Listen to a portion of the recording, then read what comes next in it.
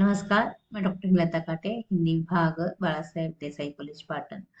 आज हम आपके सामने लेकर आए हैं एक नई कहानी जिसका नाम है पानी की जाति और जिसे लिखा है विष्णु प्रभाकर जी ने।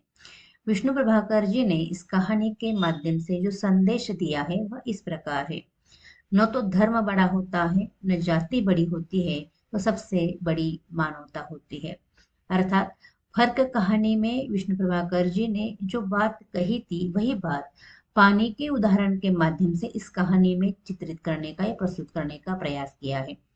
वैसे तो हमने फर्क कहानी बताते वक्त या उस कहानी का कथ्य आपको समझाते वक्त यह बताया था कि मनुष्य में प्रकृति प्रदत्त गुण अगर है वह मानवतावाद है। वह विशिष्ट प्रसंग में संकट में हमें दिखाई देता है। जब किसी के ऊपर संकट आता है तो उस वक्त इंसान मैं किस जाति का हूँ, मैं किस धर्म का हूँ, यह देखता नहीं तो वह उस व्यक्ति को मदद करता है। अर्थात प्रकृति प्रदत्त इंसान का स्वभाव मानवतावादी ही है।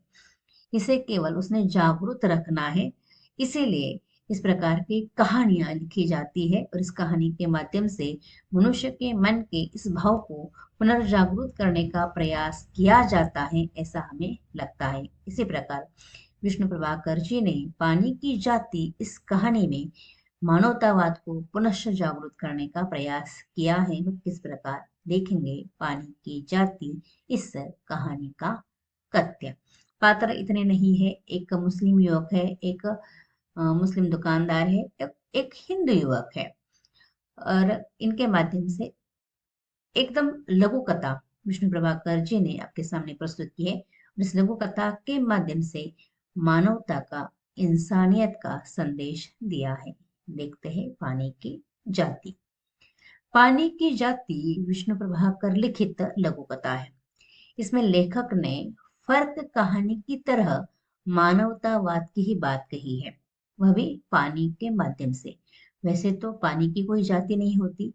एक हिंदी फिल्म का गाना है, पानी रे पानी तेरा रंग कैसा, तो उसी गीत में उत्तर दिया है, जिसमें मिला हो उसे रंग जैसा। अर्थात पानी की कोई जाति नहीं, पानी का कोई रंग नहीं। इसी तरह मनुष्य की भी कोई जाति नहीं होती। उसने ये जो सीमाएं बांट दी है वो अपने स्वार्थ के लिए। उसके अंदर, उसके दिल में मूल भाव है मानवतावाद।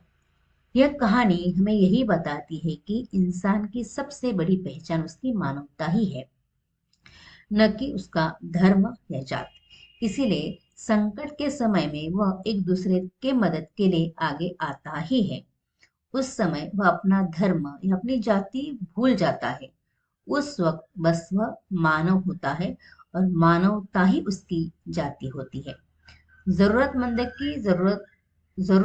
की मदद करना, चाहे वह किसी धर्म या समाज का क्यों न हो, यही मनुष्य का असली धर्म है जो उसके अंदर बसा हुआ है। और उस समय, संकट के समय, ये बात अपने आप बाहर आती है। उस वक्त वह किसी जाति का नहीं होता, किसी धर्म का नहीं होता, वह केवल मानव होता है और मानवतावाद उसके मन में सामने आता है या पनपता है। यही बात इस कहानी के माध्यम से लेखक ने बताई है। यह कहानी एक हिंदू युवक और मुस्लिम दुकानदार के बीच घटे प्रसंग के माध्यम से सामने रखी है। एक युवक बीए की परीक्षा देने के लिए लाहौर गया था। उन दिनों स्वास्थ्य बहुत खराब था, अर्थात वो बीमार था। सोचा प्रसिद्ध डॉक्टर विश्वनाथ से मिलता चलो। वह डॉक्टर विश्वनाथ से मिलने के लिए जा रहा था, या डॉक्टर विश्वनाथ के ओपीडी में वह जा रहा था, अस्पताल में वह जा रहा था, जो कृष्णनगर में है। और कृष्णनगर से वह बहुत दूर रहता था। सितंबर का महीना था और मलेरिया उन दिनों यवन पर था। यानी मलेरिया, इस रोग का फैलाव समाज में अधिक मात्रा में हो रहा था। वह भी उसके मोह चक्र में फंस गया, अर्थात उसे भी मलेरिया हो गया था। जिस दिन डॉक्टर विश्वनाथ से मिलना था, उसे ज्वर काफी तेज आया, बुखार उसे बहुत तेज आया। स्वभाव के अनुसार वह पैदल ही चल पड़ा।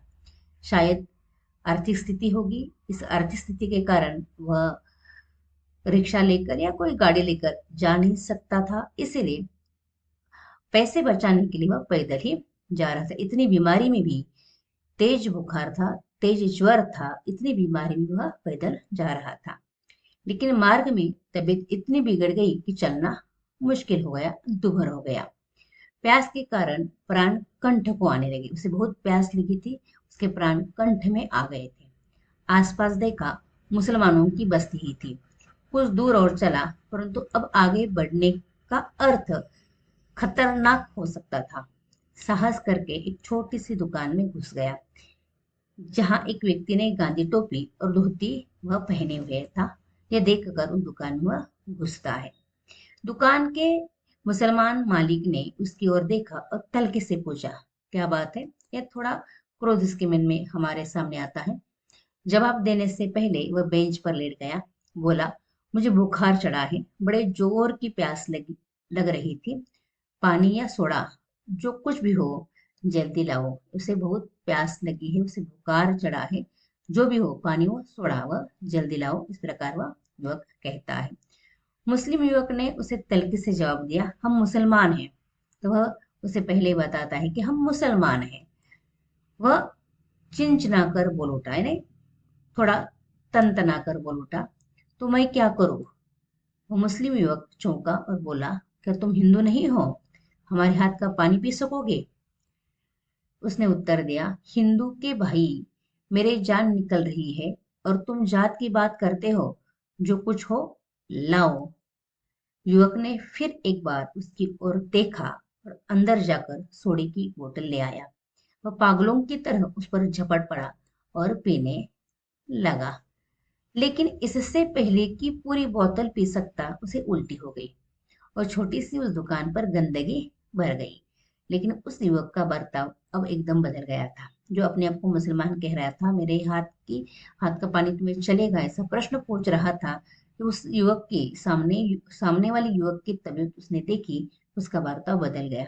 उसने उसका मुंह पोंछा, सहारा दिया और बोला, कोई डर नहीं, अब तबीयत कुछ हल्की हो जाएगी ना, उल्टी हो गई सो तबीयत हल्की हो जाएगी। 2-4 मिनट इसी तरह लेटे रहो, मैं शिकंजी बना लाता हूँ। उल्टा उसने सहारा दिया, उसका मुंह पोंछा और उसे शिकंजी बनाकर लेकर आता है।